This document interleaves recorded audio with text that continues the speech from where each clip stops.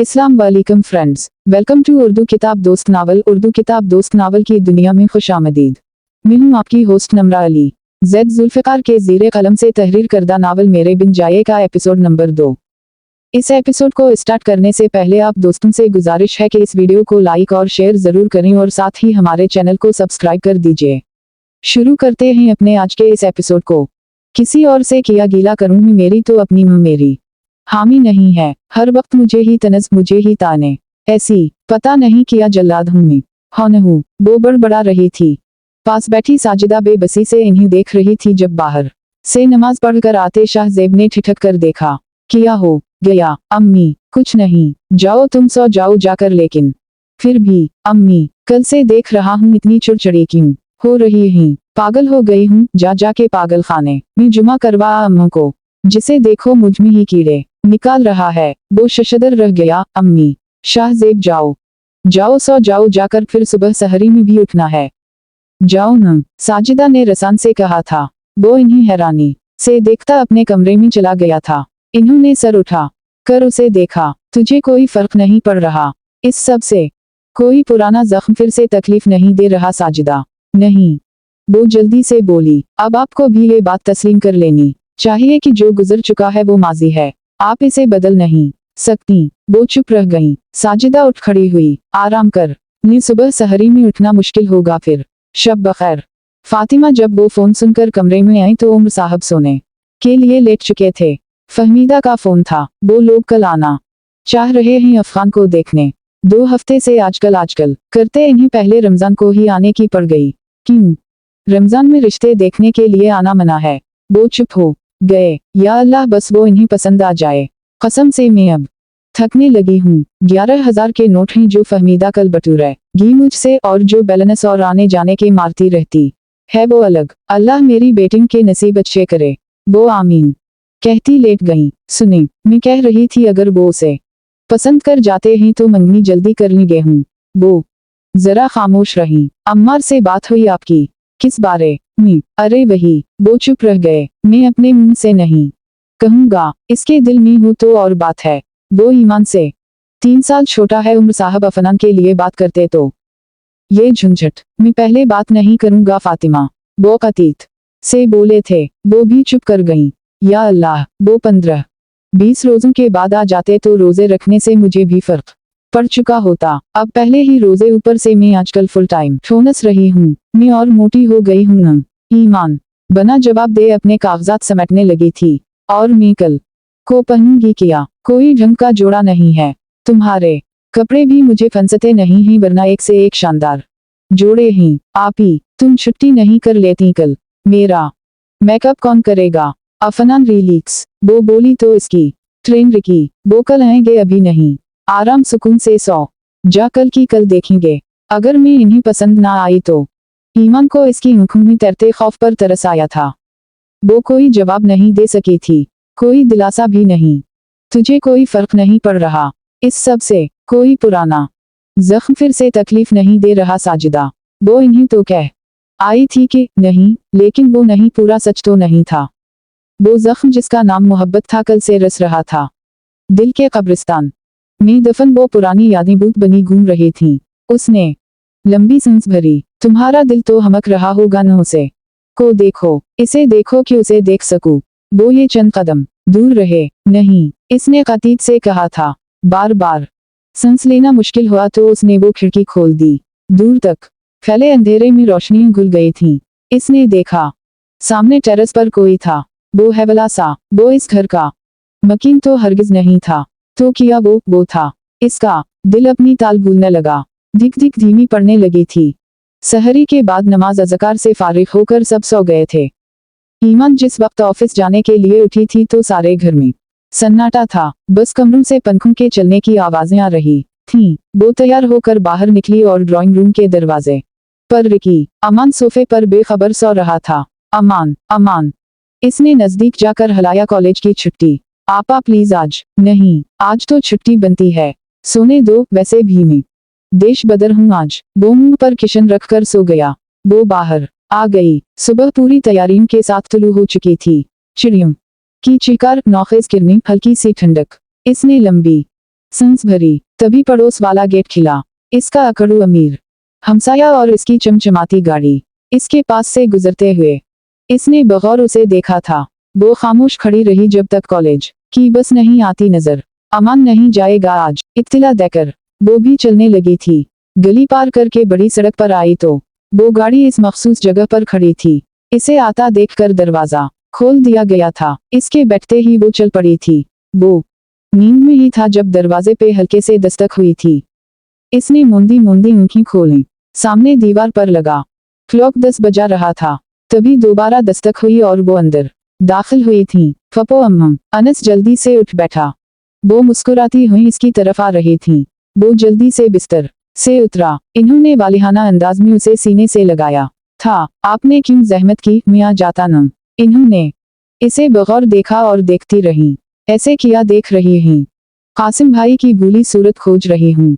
वो तेरा बाप तो हो बहू बाप की तरह दिखता था तो लगता है मुंह के नकुश लेकर पैदा हवा है। हाय पर खुशबू हाँ इसकी है। वो जालिम जो पीछे वालों को 20 सालों से तड़पा रहा है। इन के पीछे खड़ी शमीम बगौर इसके मुआयने में मसरूफ थी। वो इनका हाथ पकड़कर बेड तक लाया और इसके पास ही बैठ गया। कल ताई अम्मी से कहा कि पप्पो अम्मू को सलाम करना है तो इन्होंने मना कर दिया। कहती ही इन्होंने ही मना किया है। ये किया बात हुई भला, मेरा फर्ज बनता था ना पप्पो अम्मा। मुझे लगा था तुझे तेरे बाप ने दादी कहना सिखाया होगा पर तो भी उन तीनों की तरह वही पप्पो अम्मा। चल कोई बात नहीं, जीता रह। कुछ भी बोला कैसे भी पुकार, बस जीता रह। वो मुस्कुरा दिया। इन दोनों भाइयों की औलादों ने अपने अपने माँ बाप को इन्हीं यही पुकारते सुना था तो वो सब यही बुलाते थे। वो ठीक है, याद नहीं करता हमें। हम तो इसकी याद में रो रो कर नाबीना होने को ही उसे कोई फिक्र ही नहीं। वो चुप रह गया। अब रहेगा नहीं यही कुछ दिन। इन्होंने इसके गाल को रसान से छुआ था। वो 3 खवातीन थीं जो रिश्ते कराने वाली के साथ आई थीं। 2 तो काफी लहीम शहीम वाली थीं। इनका तारुफ लड़के की बहन के तौर पर करवाया गया था। तीसरी साथ मुमानी थी। माशा अल्लाह खानदान भर में सबसे प्यारा है हमारा भाई। अच्छा ऊंचा लंबा है, नरसुम जम करता है। गली में निकलता है तो सारे उसे ही देखते हैं। अफनान चाय की ट्रे लेकर आई तो वो उसे देखने लगी। ये कौन है, आपकी बड़ी बेटी है? नहीं माशा अल्लाह, यही तो है अफनान। इन्होंने रिश्ते कराने वाली को घोरा, तस्वीर तो तूने कोई और दिखाई थी। वो जल्दी से चाय के कप थमाने लगी। चाय तो पियो फिर बात बड़ी चौल है तो फहमीदा तुझे पता है न। मेरा भाई कैसा स्लिम स्मार्ट सोहना सो लिखा है तो खुद सोचिए जोड़ है इसका। ये दूर दूर तक भी इसकी बराबरी की है। वो हतक के एहसास से लाल पड़ती चली गई थी। फातिमा भी अंदर ही अंदर जैसे शर्मिंदा थी। ईमान को उसे देखकर ही पता चल गया था कि इसको देखने दिखाने का क्या नतीजा निकला होगा। वो सस्ता हवा चेहरा और लाल आंखें लिए खामोशी से अटुई खटवाई लिए पड़ी थी। अम्मी खामोश सी बावर्ची खाने में अपने कामों में लगी हुई थी। इफ्तारी तक उन्हीं से कोई भी नहीं बोला था। अब्बू ही बस अनस से छोटी मोटी बातें करते रहे थे। अब्बू की रहे थे नमाज के बाद ऑनलाइन रहिएगा, इन्होंने आपसे कुछ बात करनी है। इन्होंने सर हिला दिया। मगरिब की नमाज के बाद मंजिल पढ़कर फारिग हुए तो इसकी कॉल आने लगी। हाल अहवाल, छोटी छोटी बातें। भाई साहब, अनस कैसा लगा आपको? ये कैसा सवाल है? अपनी औलाद कैसी लगती है किसी को? वो चुप रह गए। मैं बहुत अरसे से ये बात करना चाह रहा था लेकिन हर बार झिझकाड़े आ जाती थी। डर जाता था कि पता नहीं आप बुरा ना मीना जाए इस बात पर कि वो मेरा अम्मार। इन्होंने तनहीहा कैसे अंदाज में कहा था। मैं बस ये जानता हूँ कि वो तुम्हारा बेटा है और तुमसे ज्यादा मेरा बेटा है। वो कुछ देर खामोश रहे तो बस इसे अपनी फर्जंदी में ले ली। भाई साहब, मैं इसके लिए आपकी ईमान का हाथ मांग रहा हूँ। वो दोनों बहन भाई साथ साथ ही घर से निकले थे। वो यूनिफॉर्म में मलबूस निक सा तैयार। वो ऑफिस जाने के लिए अपने मखसूस से अंदाज में सर पर चादर ले बैग लटकाए। तुम्हारी एकेडमी कब से शुरू हो रही है? आज जाऊंगा आपा। गुड, दिल लगाकर पढ़ा करो मेरे भाई, अल्लाह तुम्हें कामयाब करे। वो मुस्कुरा दिया। हुला से जी कहा। वो जानता था वो जब दुआ देती है तो दिल से देती है। बहू की दुआ से, बाप की दुआ से अक्सर मुख्तलिफ होती है। बहन की दुआ, और वो भी बड़ी बहन की। माँ बाप की बेटे को दी दुआ में शायद कहीं ना कहीं ख्वाहिश होती हो कि बेटा पढ़ लिख जाए, तरक्की कर जाए तो इनका मुस्तकबिल भी सहल हो। लेकिन इस बहन की दुआ, उसमें अपने लिए कोई चाह नहीं होती। वो कामयाब हो और वो बस कामयाब हो।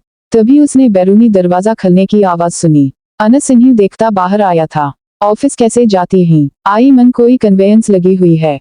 इस ने नफी में सर हिला दिया। नहीं, ये रोड से आसानी से रिक्शा मिल जाता है, स्पेशल पर पैसे बहुत मांगते हैं। वो सर हिला कर रह गया। अमान को देखा, बाइक सीख ले यार, बहन को ड्रॉप करके कॉलेज चला जाया कर, ये बाइक खड़ी तो है। अमान ने पहले उसे देखा, फिर बहन को कॉलेज की बस आ रही थी।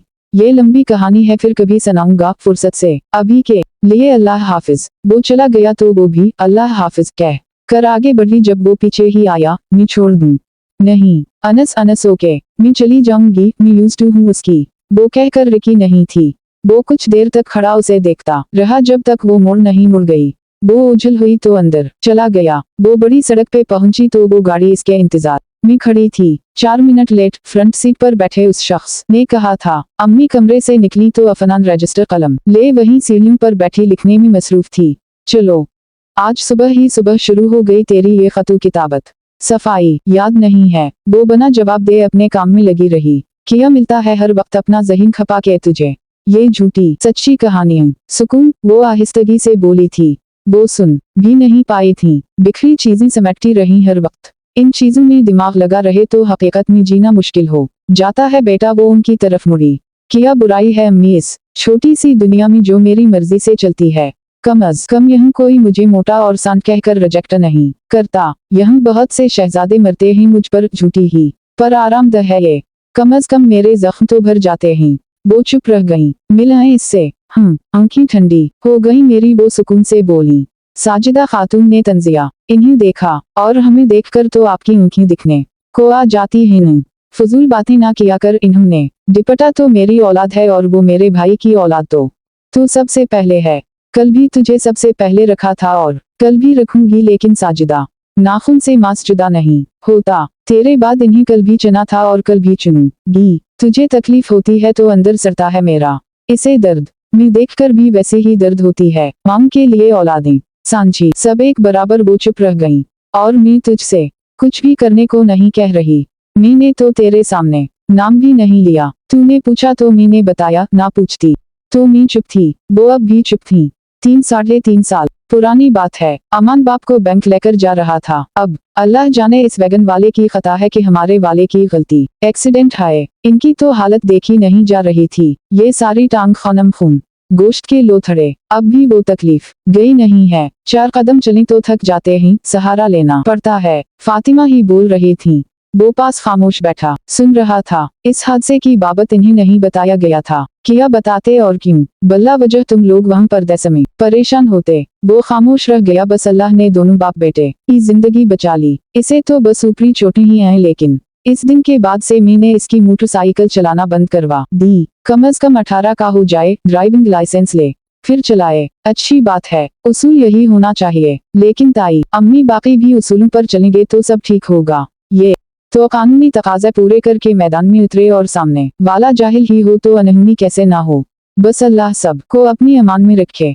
वो उठने को थी, ईमान रोज रिक्शा पर जाती है। पहले तो बाप छोड़ आता था, अब कहाँ चला पाते हैं बाइक। वो किसी सोच में डूबा हुआ था। साजिदा अम्मा के बालों में तेल लगा रही थी। शमीम अभी गई थी। वैसे भी जो नरस के काम थे वो इसके जिम्मा थे। अम्मा के सारे काम वो दोनों बेटियां ही करती थीं। साजिदा, जी अम्मा। वो जरा रुकी, तेरा दिल नहीं चाहा उस से मिलने को, उसे देखने को? वो चुप रही। कितने साल हो गए तुझे नजरें उठाकर इस दुनिया को देखे हुए, ये खामख्वा का जोग लिए हुए? अमान प्लीज। वो चुप हो गई। वो खामोशी से मालिश करती रही। इसकी आंखें तुझे ढूंढ रही थीं। सवाल ये लबों तक आ गया पर पूछा नहीं। तेरा नाम मैंने इसकी बातों में पढ़ लिया था। साजिदा का दिल जोर से धड़का था। उसे पता नहीं कैसे पता चला तेरा। अम्मार ने बताया। वो बाल छोड़कर उठ खड़ी हुई थी। बाल बांध लीजिएगा, मुझे और भी काम है कहकर वो कमरे से निकल गई थी। वो तअस्सुफ से उसे जाता देखती रह गई। इफ्तार के बाद वो दोनों बहनें वॉक करती हुई कॉलोनी के पार्क तक गई थीं। अफनान कल के सदमे से निकल चुकी थी, और वो जानती थी वो कैसे निकली है। वो कहानी जो उसे सूझी और जिसके वो कई सीन लिख चुकी थी, इसका कथारसिस अब वो पर जोश ही इसके बराबर में चलती वो कहानी सुना रही थी। जब सामने से शाहजेब आता नजर आया, वो शायद जम जाने के लिए निकला था। इन्हें देखकर रुका और अफनान से मुखातिब हुआ। अरे मैंने सुना है वो अरबी मेहमान आ गया है। अफनान हंस पड़ी। वो रुकी तो नाचार ईमान को भी रुकना पड़ा। अरे बहुत थड़दले हो तुम लोग। इसके लाए तोहफे अकेले अकेले ही हड़प लिए। कोई चॉकलेट कोई कैंडी हमसाए को भी पूछ लेते। हमसाइन के बहुत हुकूक होते हैं। वो तंजिया हंसी। उनसे पूछो इन्होंने कभी ये हुकूक दिए हैं किसी को? तुमसे बात की? इसने उंगली दिखाई, मीने की। वो उंगली उठाकर कुछ कहने को था, बस ज्यादा शीर ना बना करें, अभी साजिदा आंटी ने हमसे बात करते देख लिया तो यहीं कचहरी लग जाएगी, सारी हुआ निकल जाएगी। चलो अफनान। वो तलमला कर रह गया, मेरी मुंह तक ना जाना। घर जाओ मम्मी के प्यारे लाडले बेटे, घर जाओ, या जहाँ मर्जी जाओ हमारी बल्ला से। वो मुड़े बगैर जोर से बोली थी। अनस इफ्तारी के बाद टेरेस पर टहल रहा था जब इसने इनकी आवाजें सुनी थीं। वो रेलिंग पर आगे को हवा। ईमान और अफनान बातें करती हुई अंदर दाखिल हुई थीं। किसी बात जोर से हंसती हुई। इसने बड़ी दिलचस्पी से वो मंजर देखा था। वो जब तारे भी टिकटिकी बांधे मशरिक की इस अदा कुर्बानदारी हो रहे थे। ये नहीं था कि इसने पहले कभी हंसती लड़कियां नहीं देखी थीं। हम ऐसी हंसी नहीं सुनी थी, ऐसी हंसी की लगे कि हम कोई हंसा है। सच्ची हंसी। आई साहब की बड़ी बेटी। वो बहुत समझदार ज़हीन लड़की है, अच्छी खूबसूरत पढ़ी लड़की, खुदमुख्तार बहादुर लड़की।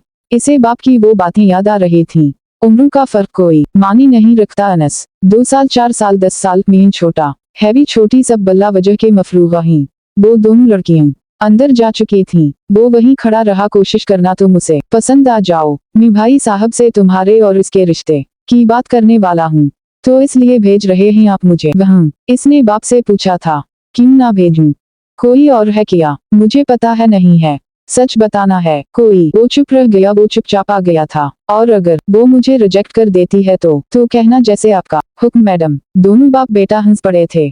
तभी इसकी नजर पड़ी थी सामने वाली खिड़की में। वहाँ कोई था। इसे ही देखती वो आंखें। इस अंधेरे में भी उसने देख लिया कि वो मुस्कुराया था, शायद कोई बात याद करके। साजिदा ने बहुत देर तक पर्दे की ओट में खड़े खड़े उसे देखा था। इतना तो वो जान चुकी थी कि वो वही था। वो वही था कि और कौन हो सकता था? इसने उसे अपनी सिमत देखते पाया तो जल्दी से खिड़की से हट गई, यूं जैसे कोई चोरी पकड़ी गई हो। फातिमा एक लम्हे को चुप रह गई थी। उसने अपने मुंह से ईमान का कहा। उमर साहब ने इस बात में सर हिला दिया। आपने फिर क्या कहा? मुझे क्या कहना चाहिए था फातिमा? तो वो इन्हीं देखकर बोले थे, अच्छा खूबसूरत पढ़ा लिखा शरीफ भाई का बेटा। मैं इनकार किस बात पर करूं? मैंने कहा कि इनकार करें, सोचने का वक्त दिया है, बल्कि उसने ही दिया है।